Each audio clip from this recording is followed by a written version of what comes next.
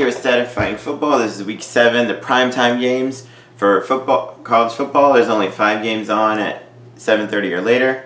Another game is postponed. LSU Florida game is postponed. That's 3 games this weekend. But starting off with North Carolina and FSU. North Carolina had a big win against Virginia Tech, 56-45. Sam Howell, 257 yards passing, 3 touchdowns. They had 2 guys go over 100 rushing yards.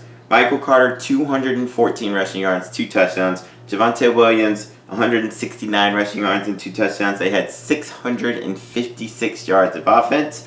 Whereas FSU, they lost to Notre Dame 42-26. Jordan Travis, 204 passing, 1 touchdown, 1 pick, plus 96 rushing and a touchdown. Tamarian Terry, 9 catches, 146 and a touchdown. Defensively, they forced 2 turnovers. I think North Carolina might destroy FSU. FSU looked a little bit better on offense, but I'm not sure they can keep up with what North Carolina is doing. Southern Miss and UTEP. Southern Miss, they're a weird 1-3. Their offense is really good. They've been in a bunch of games, but they're still 1-3. However, their last game was a nice win against North Texas, 41-35. Jack Abraham, 235 passing, 2 touchdowns and a pick. Frank Gore Jr., 130 rushing yards and a touchdown. Jason Brownlee, 4 catches, 110 and a touchdown.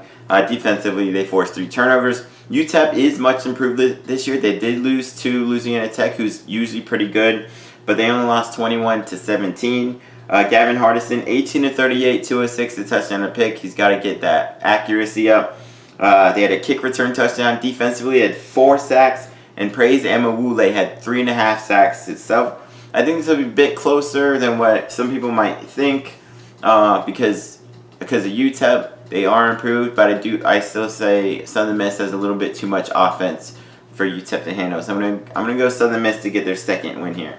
All right, the college game day game, Georgia and Alabama. Nick Saban may not be coaching this. He was positive for COVID. Georgia's coming off a 44-21 win against Tennessee. Stetson Bennett, 238, 2 touchdowns, 5 sacks, 214 allowed, 3 turnovers, and a fumble return touchdown from their defense. Bama was in a shootout, awesome shootout with Ole Miss. They won 63-48. Mac Jones, 417 yards and 2 touchdowns. Najee Harris, 206 rushing yards, 5 rushing touchdowns. Devontae Smith, 13 catches, 164 yards and a touchdown. Jalen Waddle, 6 catches, 120 yards. They put up 723 total yards of offense.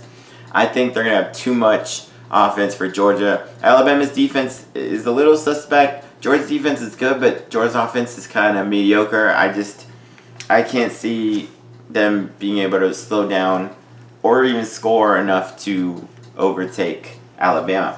All right, big ACC game. Boston College and Virginia Tech. Boston College is 3-1. Virginia Tech is ranked in 2-1. BC just had a nice win over Pitt, 31-30 in overtime. Phil Djokovic, 358 yards, 3 touchdowns, plus 1 rushing.